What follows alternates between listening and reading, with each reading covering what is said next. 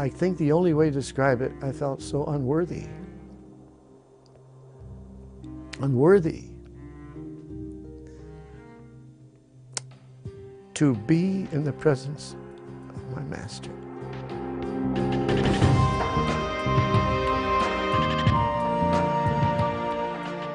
He's magic. I think he's like magic. He can like see things.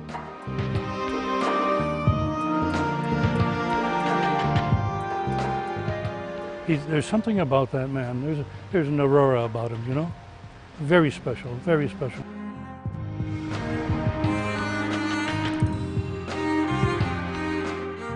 I was reported 4 times for heresy. I consider those credits, actually.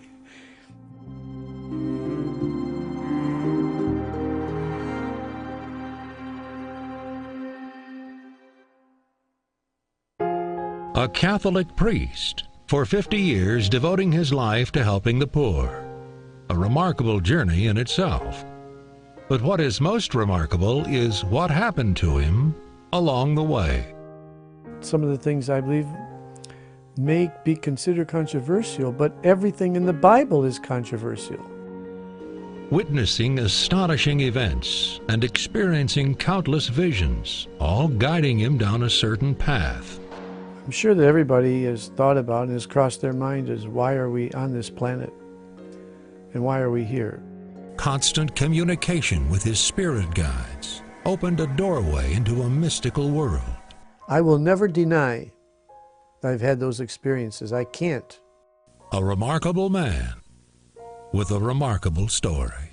I believe that he has these special spiritual powers, a sense that God gives to some people and doesn't to others. The life of Father J. Samonie is multifaceted. An accomplished author with 4 books in print, a self-taught painter with over 400 paintings, and at the age of 15, a young man who learned to play the piano in just 1 day. All of which are only sideline accomplishments to a man who has dedicated his life to being a priest. Sitting down and talking to Father Jay is like, it feels like we're sitting on the side of a mountain and we're speaking to Jesus Christ.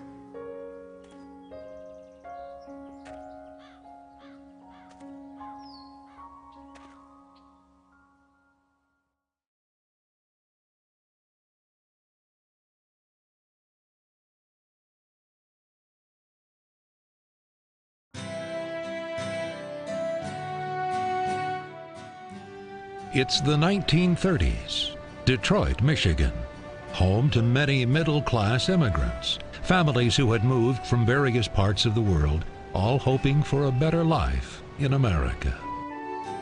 In 1910, Jacob and Mary Samonie left their homeland of Lebanon in search of the American dream.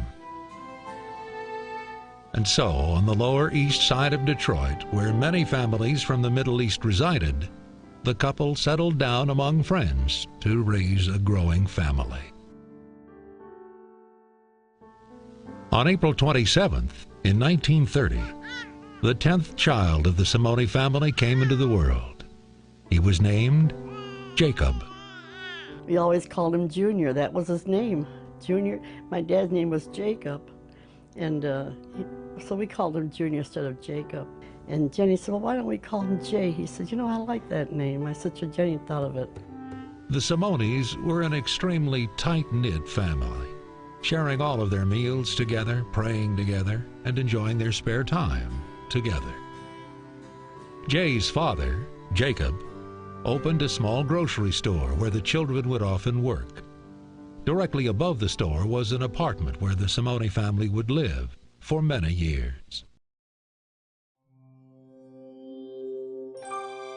During Jay's childhood, he would witness extraordinary and unusual events, which would profoundly strengthen his beliefs. The first was on May 27, 1937, when Jay was 7 years old. It was Ascension Thursday, the day Catholics commemorate the ascension of Christ into heaven. It started like any other day. The parents were working downstairs at the grocery store, while the children were playing upstairs in the apartment. My brother and I just, talking, fooling around. And one of my sisters, and I think it was my sister Billy, Elizabeth, we call her Billy, she said, "Look what's happening over at the cemetery." We lived across the street from Mount Eliot Cemetery. We all ran to the window, and we were just shocked, marveled. We just were stunned at what we saw. Across from us was the most beautiful, incredible sight I think that a human being could see. It made me aware for the first time, powerfully, that there is a spirit world, that there is another world besides this, and a real one. This astonishing apparition the children witnessed would leave an indelible mark, one that would change their lives forever. We saw objects falling from the sky, I'd say about this big, about 1.5 feet in length and diameter, maybe a foot. There was a light emanating from the center of each one of them. It's kind of a light, and they were pastel colors, soft, gentle pastel color, like soft blue color, and it was a magnificent sight. There was no way to count them. Some were going up in the sky, some were coming down into the ground. There were bodies too, not just these objects, but bodies, some, not many, but there were bodies, some prostrate, in other words, coming down like this, some were going up, some were standing upright, some were going down, up. It didn't appear at all like this heaven up here in hell. That did not give that impression at all. They were all beautiful, going up or down, gorgeous. There was one thing that I will always remember. I could see it right now. It was a cross of about this high, the crossbar about that big. And there were thorns on it, like that. And I could see it, like way up in the sky I could see it, way beyond normal vision. I could see it coming down very slowly. It took at least 10 minutes to come down. By the way, this thing lasted about an hour, this whole vision. No commercials, this vision. And the cross came down, and some of it went into the ground, and the rest stayed up. And I stared at it, and that was a gift, I thought, that God was giving me. But the most beautiful sight was someone was in command of this vision. It was a beautiful lady, our Blessed Mother, we thought. Her hands were folded and her eyes gently looking at us. The Blessed Mother and St. Joseph on her left holding the child Jesus, and the cross is on the right. And we're looking up there. It was the most prettiest thing I ever saw. It covered the whole sky. It was beautiful. As Jay's life would unfold, this event would turn out to be just one of many incredible visions to come. Visions which would shift his spiritual faith and challenge his traditional beliefs. It's not a simple thing, it's kind of in a way, a profound metaphysical truth about reality, this world and the other world. It has to do with that. And if I explained it here, it would not be understood too well. But I did understand eventually what it meant. It took a long time. From the beginning, Jay's parents wanted one of their boys to go into the priesthood. They believed it was their duty to give at least one of their sons back to God. And when Jay was in the 6th grade, he told his mom that he was the best one suited for the priesthood. I figured he was going to be something, but I didn't know what. I knew he would end up being something because he was brilliant, smart, and it just came normal.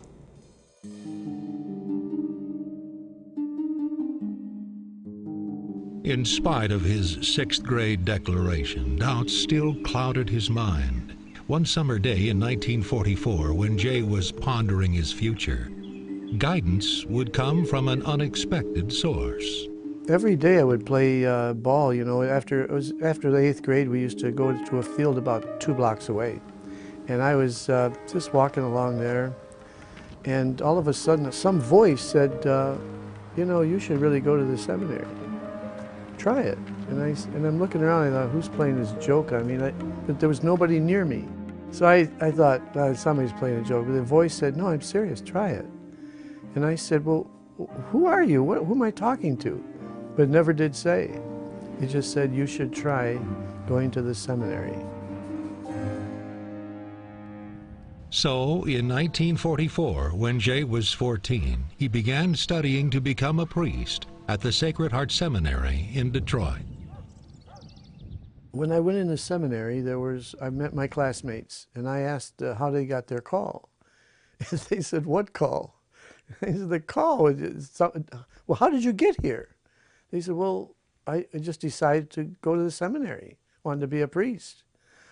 I said, no one asked you to go to the seminary? And I was surprised. And I did not meet anybody in my lifetime that got a call like that except one other priest. His stay at the seminary would last much longer than a year. He was now headed down a path which would challenge and define his faith.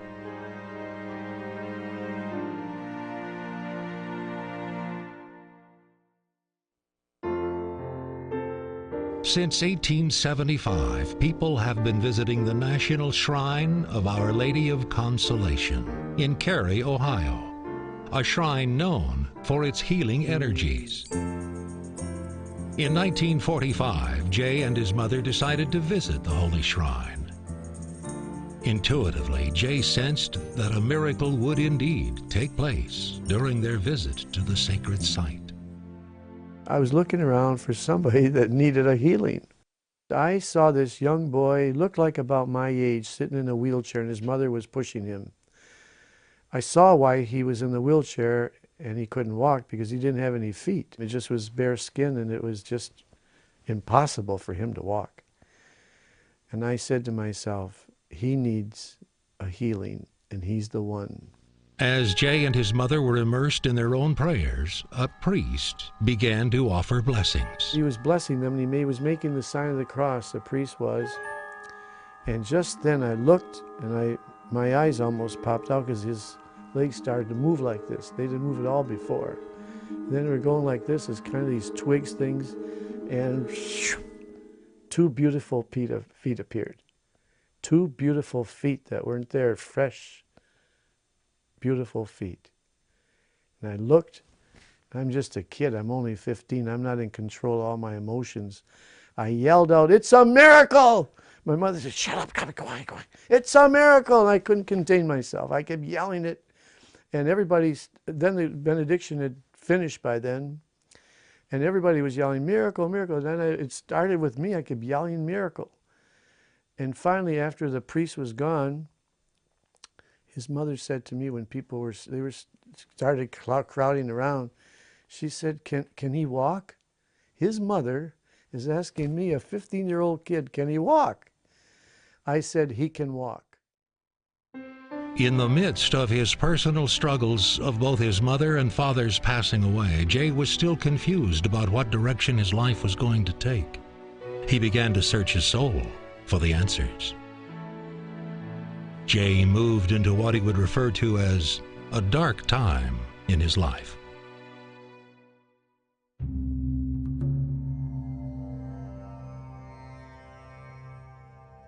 For comfort, Jay turned to two techniques from Eastern traditions: meditation and yoga.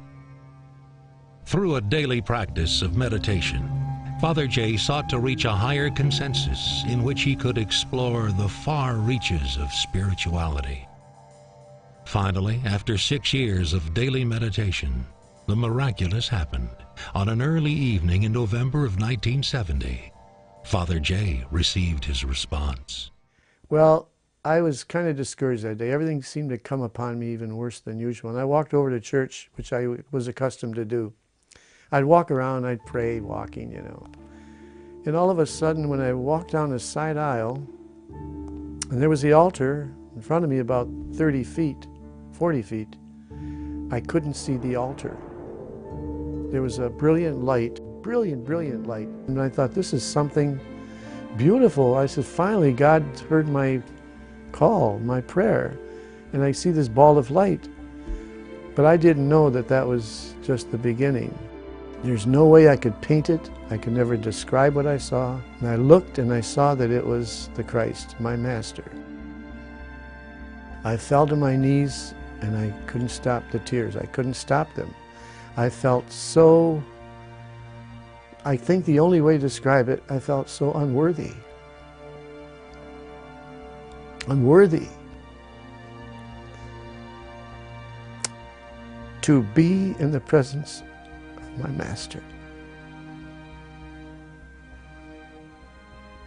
And I knew in that moment that he knew J. Samonie perfectly, meaning things that I don't even know or want to remember. He knew everything about me, the good and bad that I've ever done in my whole life. And we all have some skeletons in the closet, you know, and I thought of some things I did that was not right. I could see my weaknesses, my strength, my accomplishments, my failures. All my life he could see, he knew everything. Yet, he loved me unconditionally.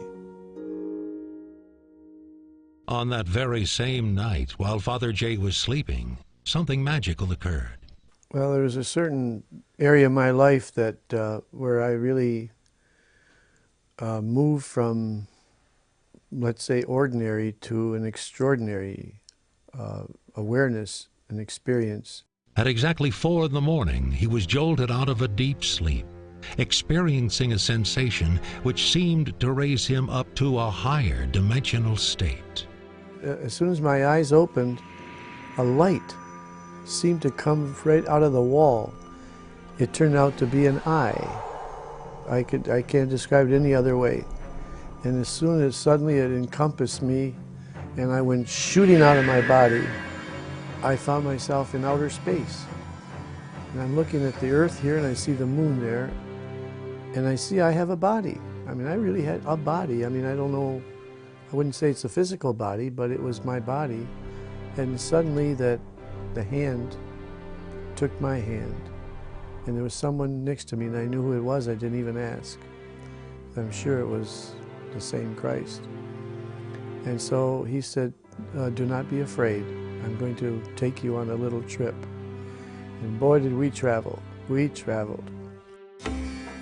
These divine meetings continued for a total of 40 nights. Each night, Father Jay was awakened by his spirit guides at exactly 4 a.m. and taken on an amazing journey, traveling to other planets, transforming into different life forms, and even experiencing reincarnation. So I was being instructed for many of those nights and taken on trips and so on. Then one of the last nights, and it might have been the last night, I think it was kind of like a grand hurrah, grand finale.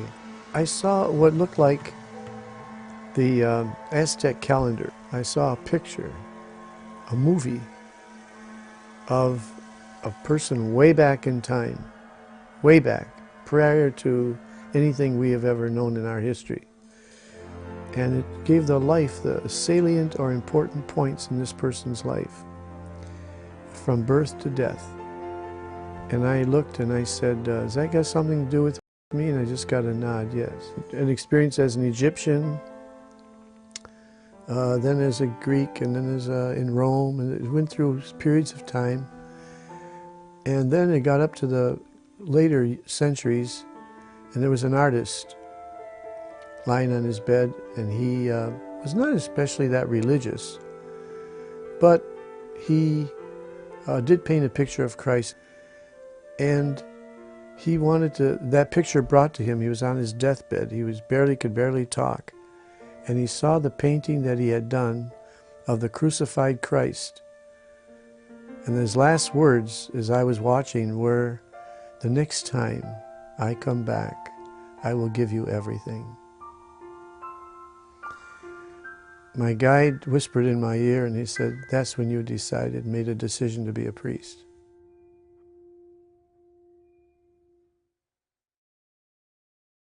Our bodies are wired to kind of receive messages.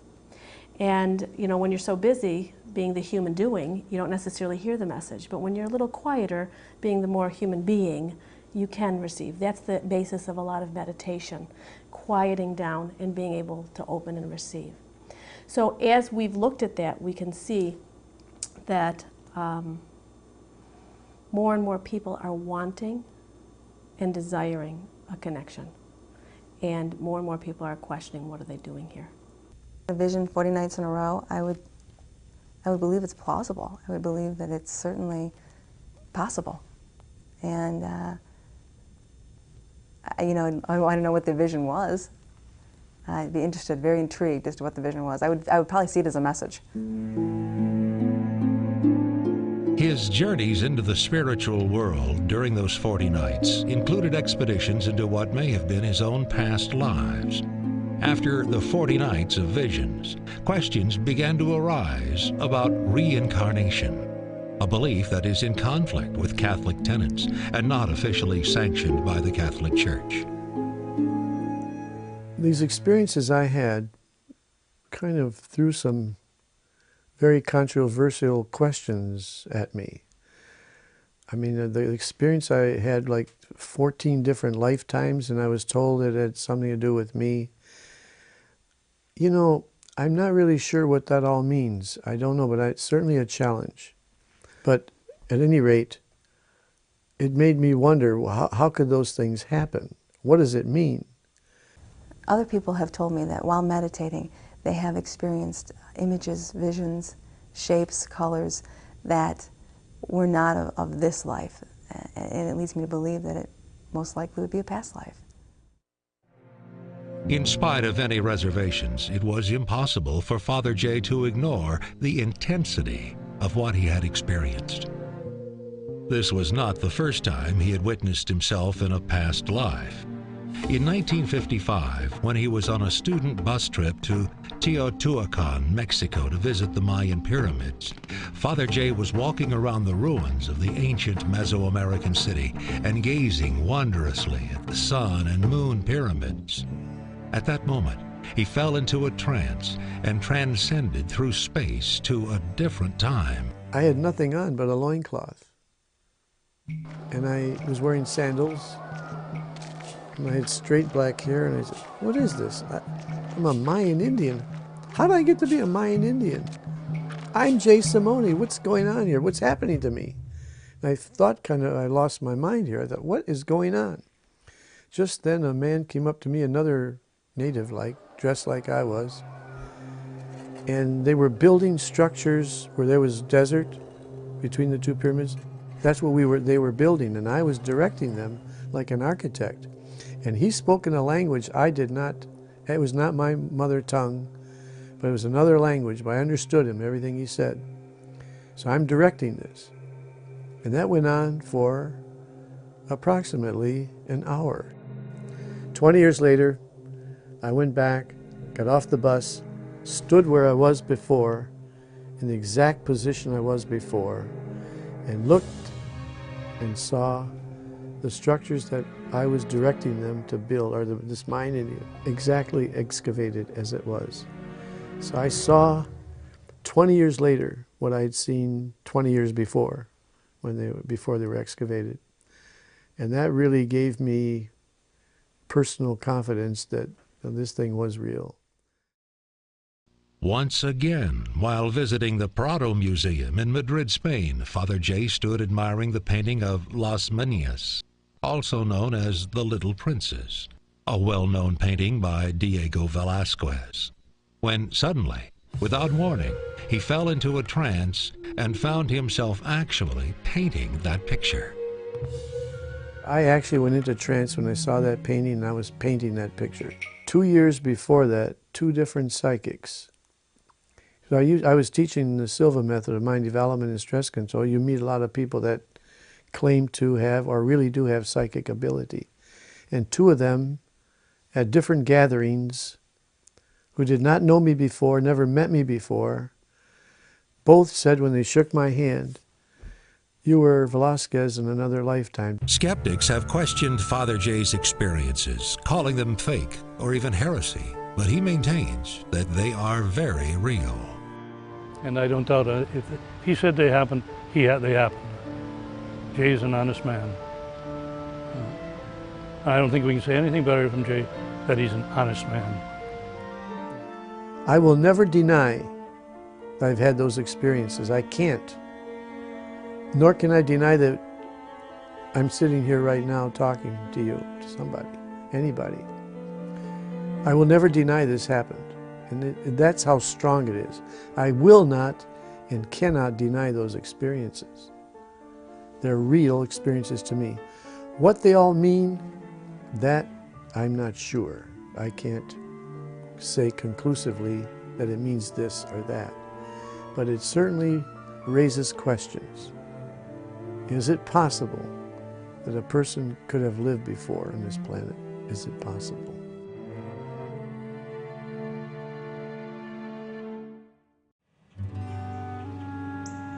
In 1977, after working at many different parishes and with many different congregants, Father J. Samonie was selected to work at Most Holy Trinity in the inner city of Detroit, an area plagued by poverty, crime, and desperation.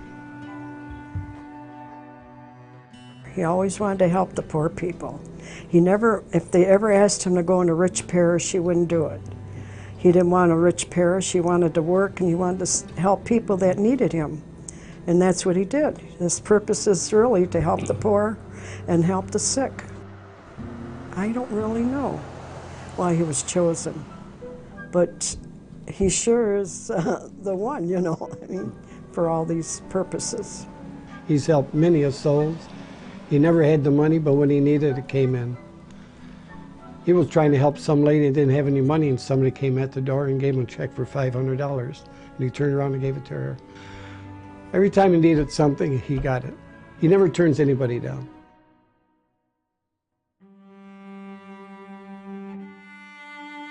Father J. knew no boundaries. He helped his parishioners during the day, but realized he could do more. When I was at the height of my communication with my guides and with Christ, which was after that appearance in St. Bernadette's of the Christ, the 40 nights, and then communication directly with my guides, I thought one day, I was thinking about that, I said, you know, we're doing so much during our awakened hours. While I'm sleeping, is there some way that I can help others? And my guide said, yes, you could do rescue work. That first night, I was sound asleep. The crash was an awful crash. It woke me up, and suddenly I wasn't in my bed, but I was out on the street with a horrible accident. And I could see blood coming out of his, you know, the guy was bleeding, and there was a car crash, another car hit it, 2 cars involved. I don't know where I was located, but I said, and the person saw me dressed as a priest. Remember now, this is right out of the bed. I went right there, and that's how that person saw me. And I says, I'm a priest, can I help you? And the person said, well, I'm not Catholic. And I says, well, do you want me to pray with you? Yes, please, will you do that? And I prayed with him until he died. I anointed the person as he made his last breath. Then guides from the other side take over. You lead them to that point, they leave the body, and they're waiting for him. And it's an excellent crossing over. While Father J. had encountered extraordinary moments in his life, it was his dealings with the ordinary where he made a noticeable difference. Former Governor of Michigan, Jim Blanchard, became close friends with Father J., recognizing the exceptional character. So much so, he appointed him to a seat never before held by a man of the cloth. Well, certainly during my time as governor and afterward, Father J. was very, very committed to improving the conditions in Detroit, to helping those in need. He was an integral part of the spiritual community. I found him, in terms of community spirit and politics, to be very, very dedicated and very, very effective. What I always liked about Father J. and some of the others was their commitment to people, to creating a better life for those in need. Compassion, integrity, love of fellow man and woman. And that's what service is all about. Hopefully that's what public service is about. But certainly in Father Jay's world, that's what his spiritual service, I think, was all about and is all about. 1989, Father Jay received the prestigious honor of being appointed to the Michigan State Judicial Commission, a post which he held until 1992. Well, one of the most important commissions is a Judicial Tenure Commission in Michigan. It's a small group of people who are appointed to review complaints against judges and their credentials, and if necessary, take disciplinary action against judges, which is a very serious thing. Judges from the lowest courts, district court to the Supreme Court. So you want to put people on there who have a reputation of high integrity and great ethical qualities. And I think Father Jay certainly exhibited those in his entire life and certainly during his service that I've known him. As Father Jay presided over his parish, he would continue to encounter supernatural events, and his spirit guides would maintain a strong presence in his life. I have received guidance for many years, and direct guidance, which I've really, such a blessing. I've given gratitude many times, and I know who they are. But whenever I ask about them, they always say their work with Christ, that Christ is my main guide, and they only work with Him. So when I say I have guides, I mean Christ and His helpers.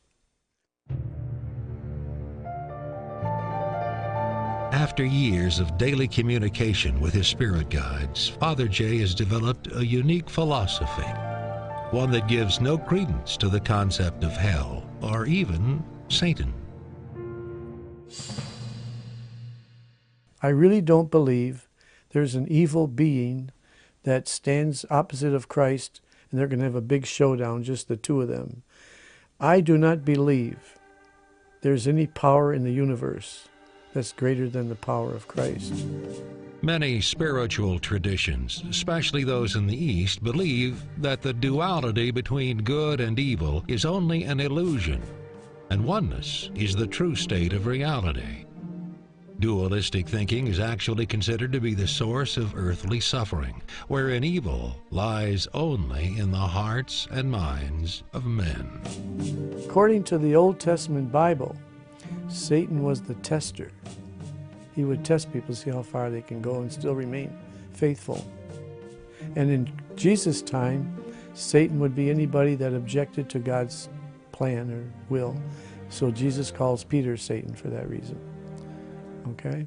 There's no big demon out there that's going to fight. And if it's Lucifer, poor Lucifer, he's been given a bum rap. If there really was a Lucifer, the brightest angel of all the angels, that's why he's called Lucifer, the light bearer. If there was such a person as Lucifer, and he did reject and say, I will not serve, don't you think the poor guy at some point would say, I'm sorry? If he was so brilliant and so close to God, I would think that he would not be in the pit of hell like they want to make him some demon. I do not believe that story at all. I think he would have said, if there were such a Lucifer, I'm sorry, Lord, and I want to come back home.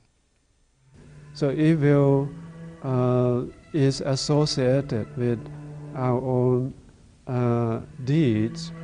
So if we follow the unwholesome deeds, so that would start from unwholesome mind, unwholesome speech. I believe in this life, in this world here, that there is good and bad in this life. In God's world, no, evil cannot exist. But in God's world, in the kingdom, God, whatever God created, He saw that it was good. It's right in the scriptures. So what God created is good, but we can make wrong decisions, yes. And when somebody dies, they go to a place where people make very bad decisions.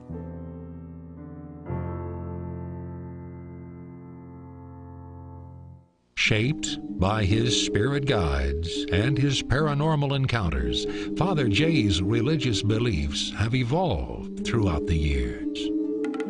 So how has the Catholic Church received Father Jay's beliefs and activities?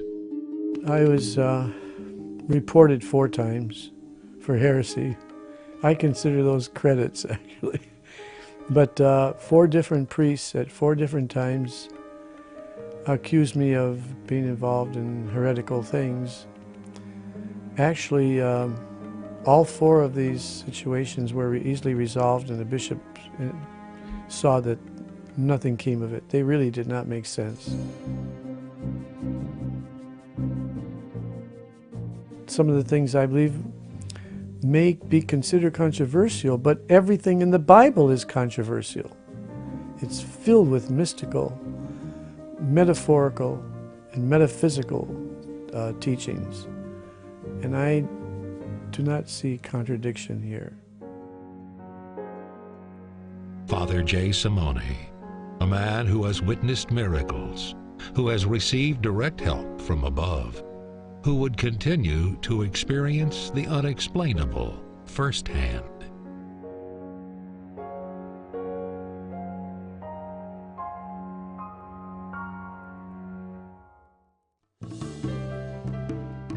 On November 21st, 1998, Barbara Duckworth attended a dinner party at a friend's house. During the party, Father Jay Samonie was introduced to Barbara. What happened next would change her life forever. Barbara had been suffering for years with a very painful stomach ulcer. When the medication failed, she was told surgery would be the only option. We had dinner and we sat around asking all kinds of questions about the book. His knowledge of things was just amazing. And we just had a very pleasant evening. Well, just as he was ready to leave, he wanted to know if anybody had any questions. And I said no, that I did have a favor. I would like his blessing. And he said, no problem. So he sat me down, he put both his hands on my head, and I honestly cannot remember the words, but they were like just beautiful words. And at that time, I felt this warmth through my whole body, from my head to my toes. And I felt very peaceful, very relaxed. And after he left, I knew I was going to be fine. I still thought they were going to have to remove the ulcer. When they opened me up, they couldn't locate the ulcer. And the surgeon had seen x-rays and had been told where the ulcer was. They even did a scope again, evidently checking on the inside to see if they could find it that way. And there was no ulcer. It was gone. When we operated Mrs. Duckworth, basically what I found was a normal duodenum and pylorus and stomach. That is the part of the upper GI tract that is typically involved with ulcer disease. Called Dr. Damiani from the operating room and told him that, hey, this area where this ulcer is supposed to be is completely normal, at least from my perspective, inside her abdomen. It's very unusual to go in and have somebody with what you've diagnosed as being an ulcer and then have it repeatedly present, not be there when the surgeon goes to take it out. It doesn't happen too often anymore, especially with today's diagnostic technology, where we actually operate someone and find nothing. I mean, I believe that you can have miracles. I believe miracles happen. But how it happens or why it happens to different people, I don't know. Like I said, I just feel very lucky that it happened to me. I don't know why the ulcer was there as long as it was and why it was now suddenly gone, why everything normalized. I don't know why. Do I think it was a miracle? I don't know. I can't answer that. From a medical standpoint, we have a lot of medications that are effective for ulcer disease. None appeared to work on her. All I know is that it was there before surgery, documented endoscopically. It was not there at surgery. I do believe that the mind has a tremendous healing property for the body. I believe in spiritual healing because it's the most powerful form of healing there is. And for centuries, and for hundreds of years anyway, we have been away from that. And I believe that the medical community is waking up to the fact that people aren't just bodies, or they aren't just minds, that there is more to them than that. And when they do, healing takes place. When you include the spirit, healing occurs. They channel through me. It's channeled. I mean, if I'm there, it can happen. It doesn't always happen. I've seen people die that I've prayed for. But many times, people get healed when I pray for them. And all I can say is that sometimes the channeling works, but it depends on God. I mean, the will of God. Whether that person will receive it, whether that person wants to take that, will depend on whether they're ready to get healed. When you hear about priest healing or spiritual healing that takes place outside of a medical setting, I guess my opinion is that we are so unaware of the vast resources that exist around us at all times. The energy that's within us and is around us at all times. And there are people in the community, priests or healers, that other spiritual individuals or leaders that are able to harness that energy and focus it. So I believe in it. But some of these sound like extraordinary healings, but I think we all do this. We're not always aware of it, though. But the love that people show their children may be curing them, healing them at that very moment of something that might have been an infection or a cancerous condition. So I don't think it's just for a few of us. I think we all have this gift. Even to this day, Father Jay remains humble. His wish is not to be seen as a healer. However, there is no escaping the mark he leaves behind. Throughout the years, Father Jay has discovered he possessed many hidden talents. Like most childhood prodigies, these talents seem to exist latently within him. But it does amaze me that the first time I put my hands on a piano, I could play. I never took a lesson. It just comes to him natural, and the paintings are beautiful. And he was just gifted with a lot, thank God. He really was. And we all just look up to him.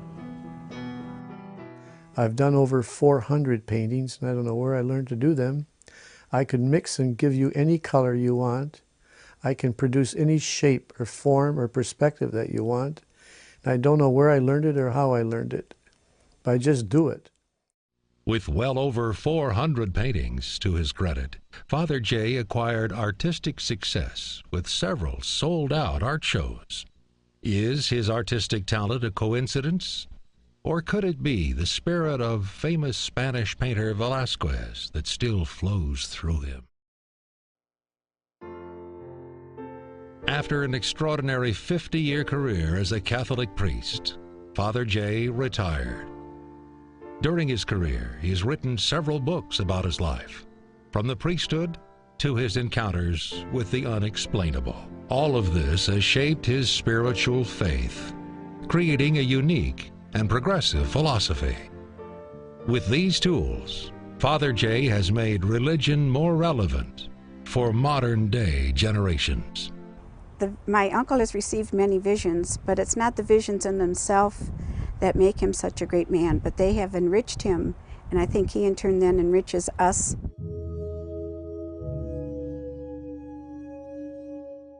I could see why there are many religions today, but all the religions have one thing in common, and that is, like Einstein said, that religion is like a wheel in the sky with all the spokes of a wagon wheel. Each is like a different religion, but they all point to the same place, the center of reality and of their creation of the world, and that would be God. And so they all point to God, called Allah, God, Yahweh, or Adonai, or Tao, or it depends what religion you follow. But they all point to the center. So, because there are many cultures, it naturally follows, I believe, that there would be many religions. Every religion have something in common. So at least from my perspective, it's about the moral teaching. Because the religion teach a human being to proceed to the noble cause of living. And for me, every religion has a background of its history. The fact that I'm here and we all have the same ultimate mission is one thing, but we all have roles in it, we all have things to do. I believe that each person has a destiny that's already predetermined to a degree. That God gave us is a conscience. We all have it to do good, to avoid evil. When we offend our conscience, we experience guilt. There's two kinds of guilt. There's a guilt for having done something wrong, but there's another meaning of guilt. When someone feels that they are inadequate, that's a sense of guilt. When they feel that other people got a better deal than they did, this is guilt. Guilt lives only in the past, something already done. Worry and anxiety are about the future that have not taken place. It's not done yet, so nothing's happened. So if a person wants to be peaceful, you have to live in the present moment, where there is no guilt and there is no fear. The truth of it is simply that guilt and fear exist in the past or future, not in the present moment. You're not going to change the past, and nothing else has happened yet in the future, so you're safe.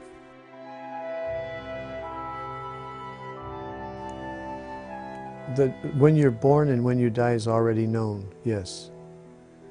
I think it's already recorded because there is no time. We experience time.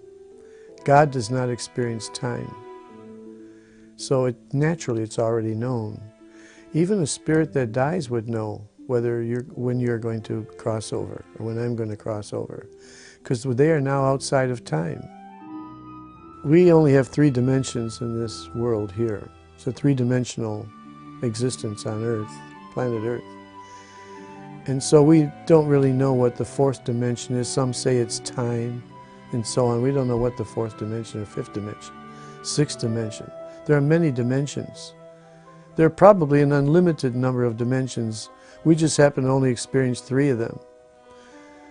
Well, it's very possible that after we leave the 3-dimensional world, we start experiencing 4th dimension. Thought, the world of thought, for example. I do believe that, yes, there are other dimensions, and they may not be far away, since it's not a place. When we use the word place, it sounds like location, but where we go to is not a location. It's another dimension. It's not the same thing. It's not spatial. It's beyond space. It's a dimension. So that if a person dies, they may stay right here on Earth in another dimension, learning other lessons while being more perfect than they are. Each person is sent to the earth with a mission. No one else can do this. Nobody else can fulfill what you can do. Even twins cannot live each other's life. They can be as close as they want, but each one has a separate mission. And I believe that all are given what they need to fulfill that mission. Mine seemed to be overly extended, with extra help, but maybe I was called to do things that average person does not have to get into. And so it would be maybe a little different, but it's different for everybody. I think I came in this life to be a teacher, and I've been teaching mostly all my life. As far as what is my destiny, it's the same destiny that we all have. We're all going to the same home, which is God's kingdom. and that's the fulfillment of humanity.